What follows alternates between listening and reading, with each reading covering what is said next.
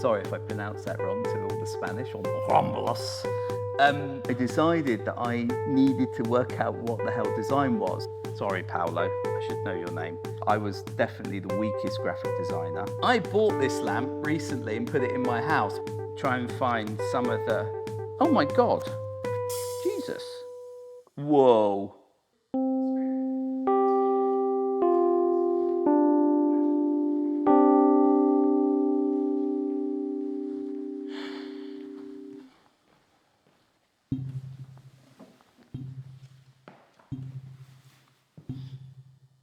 Hi, I'm Nick Crosby, the creator and founder of Airclad.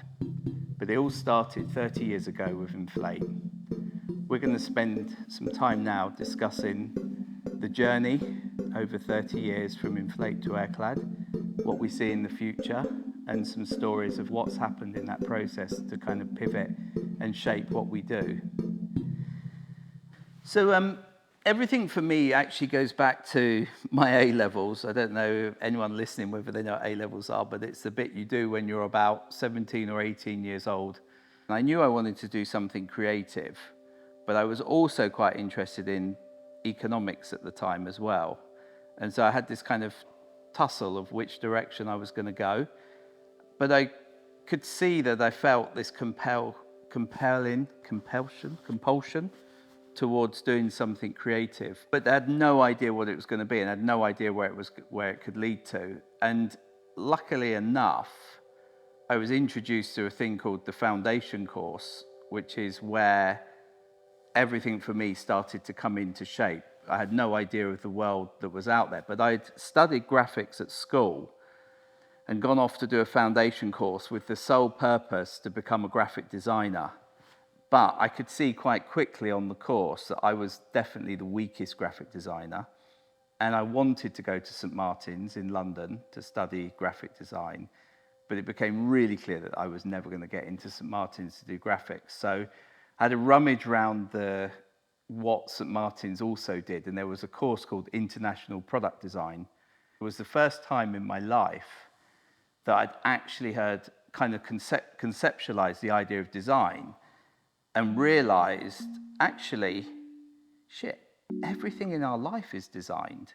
But I've gone all the way through school, and we don't talk about anything that surrounds us. We talk about maths and physics and sciences and religion and lots of subjects. And we do art, and we do history of art, and we did ceramics, and we did graphics, the visual overlay. But at no point had anyone that I'd actually realized that there was this thing called like design, that things were designed. They didn't just miraculously appear. And it was called specifically International Product Design, which sounded incredibly exotic. And for a boy, I was studying at Bucks College outside West London. And this idea of going to the centre of London and being in St. Martin's doing international product design, I visioned this life of journeying around Europe, bumping into these new designers who I didn't even know existed only a while ago. And so I applied to the course. I didn't apply to the graphics course. I applied to international product design. And having never designed anything in my life, I decided that I needed to work out what the hell design was. And part of the foundation course, which was only 1 year, it says 1989 to 1990, it was just 1 year, and part of that course was a trip to Barcelona. And while I was there in Barcelona, on one of the newspaper stands on the Ramblas, sorry if I pronounced that wrong to all the Spanish, on the Ramblas, I bought this magazine, INTERNI, December 1989. And this magazine opened my eyes to design for the first time. On the cover here is a lamp by, I don't know who it is, we'll have to edit in who it was by, put the little caption in.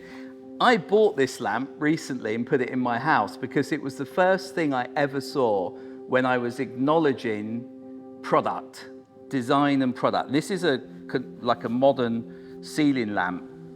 And in this book, my eyes were opened for the first time to all sorts of product. And as I fanned through, and I'm going to fan through now, try and find some of the, oh my God, Jesus. Whoa.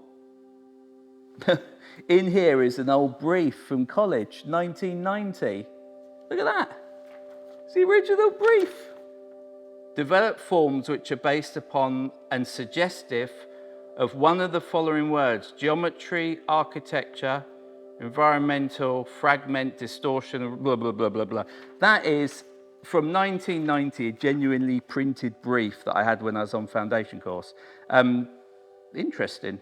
Anyway, so in this book, they had lots of designers in here, but what struck me was this one here, Mark Newson, and I was fascinated by these chairs he was sitting on, and I looked at those and I thought to myself, oh look, Paolo Rizzazzo, he's the guy that did the light. Sorry, Paolo, I should know your name. Anyway, this image here of Mark Newson sitting on this chair fascinated me. It was the one product. There's the kind of blobby chair in the background, which I really loved.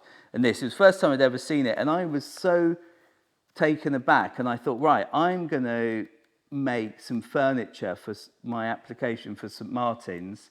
And I tried to emulate this as my products. And I made it out of cardboard and made these maquettes. And this was the lucky leap, basically, picking up this book and finding product design, seeing the Mark Newson, trying to plagiarize his designs, not too badly, sorry, Mark. This is where we start the first part of the journey. It was going to St. Martin's. I got accepted, and I started this course called International Product Design at St. Martin's. And that was where the first step from this kid at school, ambling around in the art workshop, not knowing what he was going to do, wanting to be a graphic designer, kind of realizing that he's not good enough and accepting that, and pivoted into this new world of international product design. And St. Martin's was a fantastic place to basically immerse myself and discover a lot more about design. I'm going to give that a pause. Is that all right? Yeah, really good. Don't just say it. If it sounds twattish.